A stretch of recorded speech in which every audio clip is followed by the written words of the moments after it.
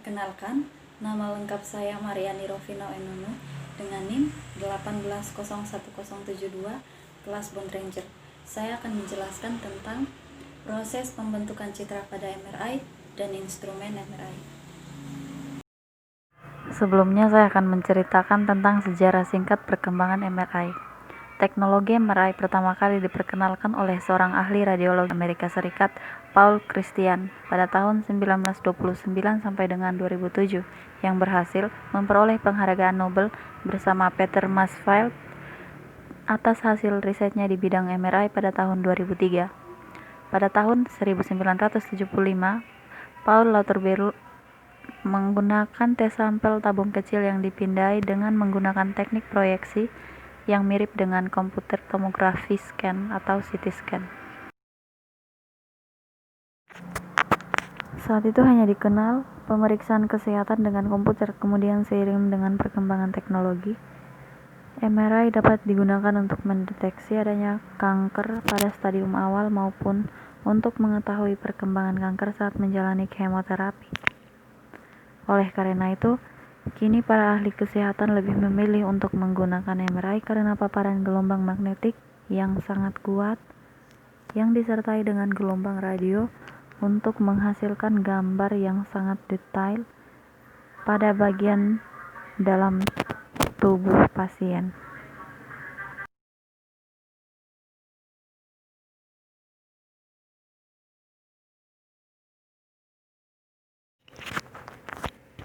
Apa itu MRI? MRI atau Magnetic Resonance Imaging merupakan suatu teknik penggambaran penampang tubuh berdasarkan prinsip resonansi magnetik inti atom hidrogen.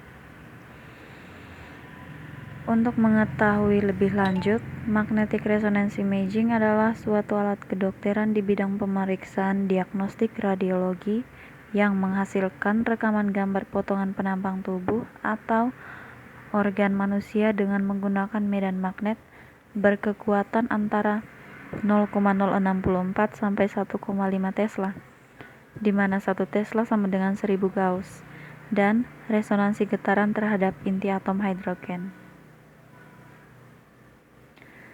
Dasar dari pencitraan resonansi magnetik atau MRI adalah fenomena resonansi magnetik dari inti benda. Resonansi magnetik sendiri adalah getaran inti atom atau nukleon karena adanya penyerahan momen magnetik dari bahan oleh medan magnetik luar dan rangsangan gelombang EM yang tepat dengan frekuensi. Cara kerja MRI. Seperti yang kita ketahui bahwa tubuh manusia sebagian besar terdiri dari air atau H2O yang mengandung atom hidrogen yang memiliki nomor atom ganjil yaitu 1, yang pada intinya terdapat 1 proton. Inti hidrogen merupakan kandungan inti terbanyak dalam jaringan tubuh manusia, yaitu 1019 inti, memiliki konsentrasi tertinggi dalam jaringan 100 mmol per kilogram dan memiliki gaya magnetik terkuat dari elemen lain. Dalam aspek klinisnya, perbedaan jaringan normal dan bukan normal didasarkan pada deteksi dari kerelatifan kandungan air atau proton hidrogen dari jaringan tersebut, sehingga melalui MRI dapat diketahui apakah di dalam tubuh pasien terdapat kanker yang notabene merupakan jaringan tidak normal dalam tubuh manusia.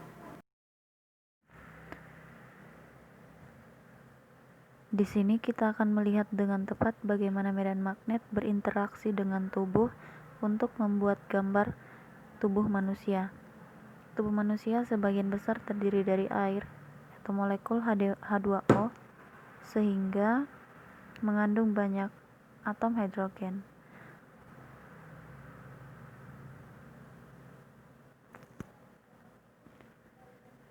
Atom-atom ini bereaksi cara yang sangat berguna untuk medan magnet MRI. Dengan gelombang radio yang dipancarkannya, inti atom dari atom hidrogen adalah proton bermuatan positif yang berputar mengelilingi sumbu seperti planet bumi yang berputar dengan kutub utara dan kutub selatan. Biasanya proton hidrogen ini berputar dengan orientasi berubah, menciptakan mereka dalam mesin MRI dan banyak hal yang berubah. Lapangan yang berputar seperti puncak pada frekuensi tertentu, resonansinya frekuensi yang merupakan fungsi dari kekuatan medan magnet, diwakili oleh garis biru, setengah wajah proton ke arah lapangan dan separuh lainnya ke arah yang berlawanan. Tidak tepat setengahnya, ada beberapa proton hidrogen tersusun berlawanan dengan medan magnet. Maka ada yang tersusun sejajar dengan bidang proton yang kurang cocok. Di antaranya, proton yang berjajar berlawanan. Proton yang ditargetkan oleh pemindai MRI di dalam MRI dan koil RF ditempatkan di dekat bagian tubuh yang dipindai. Ini adalah antena radio yang memancarkan dan menerima frekuensi radio atau gelombang RF yang digunakan oleh para ahli radiologi MRI untuk mengirim RF. Berdenyut pada frekuensi resonansi proton yang berputar ketika kumbaran RF berada, menyala proton tak tertandingi menyerap energi dan gelombang RF yang menyebabkan mereka untuk membalik sumbu mereka yang masih sejajar dengan medan magnet, tapi sekarang masuk berlawanan arah ketika pulsa RF menghasilkan pelepasan proton yang diserap.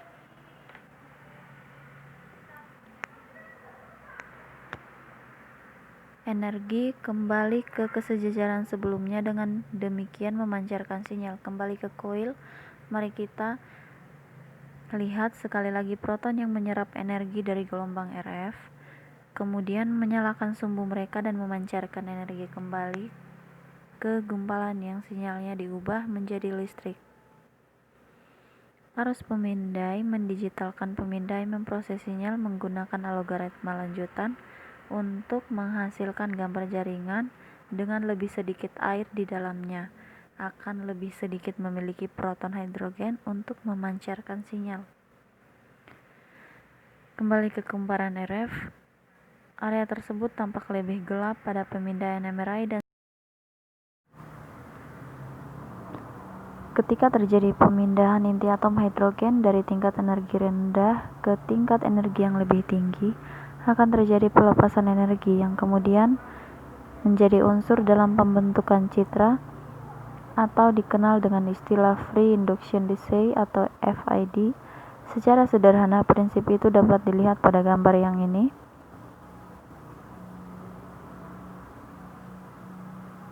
Yaitu gambar tingkat energi sebuah inti atom dengan nomor spin kuantum 3. Kemudian perilaku atom hidrogen lainnya ketika masuk ke dalam daerah medan magnet yang cukup besar adalah dia akan melakukan presisi ketika di dalam medan magnet tadi. Diberikan lagi medan magnet pengganggu yang frekuensinya dapat diubah-ubah, sehingga dengan peristiwa tersebut dapat dihasilkan sinyal FID yang akan dirubah ke dalam bentuk pencitraan. Hal ini seperti gambar yang tertera, yaitu presisi inti atom hidrogen ketika diberikan pulsa berupa medan magnet dengan frekuensi berubah-ubah. Secara ringkas, proses terbentuknya citra MRI dapat digambarkan seperti yang tertera. Bila tubuh pasien diposisikan dalam medan magnet yang kuat, inti-inti hidrogen tubuh akan searah dan berotasi mengelilingi arah atau vektor medan magnet. Bila sinyal frekuensi radio dipancarkan melalui tubuh, beberapa inti hidrogen akan menyerap energi dari frekuensi radio tersebut dan mengubah arah, atau dengan kata lain, mengadakan resonansi. Bila sinyal frekuensi radio dihentikan pancarannya, inti-inti tersebut akan kembali pada posisi semula, melepaskan energi yang telah diserap dan menimbulkan sinyal yang ditangkap oleh antena, dan kemudian diproses. Instrumentasi pesawat MRI terdiri dari magnet, koil radio frekuensi, gradien magnet, perangkat komputer, dan patient handling system.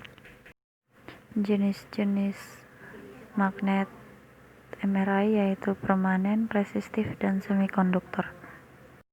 Magnet resistif merupakan gabungan antara permanen magnet dan iron core. Magnet superkonduktor hampir sama dengan magnet resistif, yaitu medan magnet dihasilkan dari lilitan kawat yang besar. Koil radiofrekuensi merupakan suatu perangkat yang digunakan untuk mengirim dan menerima radiofrekuensi. Berdasarkan dua bentuk dasarnya, ada dua surface coil dan volume coil. Jenis koil berdasarkan jenis pemeriksaan yang dilakukan, yaitu koil tubuh, kepala, vertebra, leher, knie, wrist, shoulder, breast, endokavitari, misalnya koil prostat atau endovaginal, koil peripheral vaskular, koil fleksibel, dan koil temporomandibular joint atau TMJ.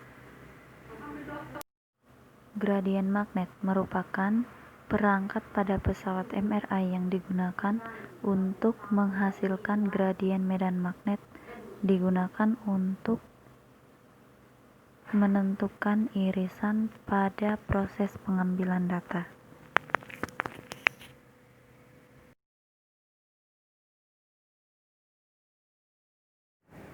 Demikian penjelasan saya tentang proses pembentukan citra pada MRI dan instrumen MRI.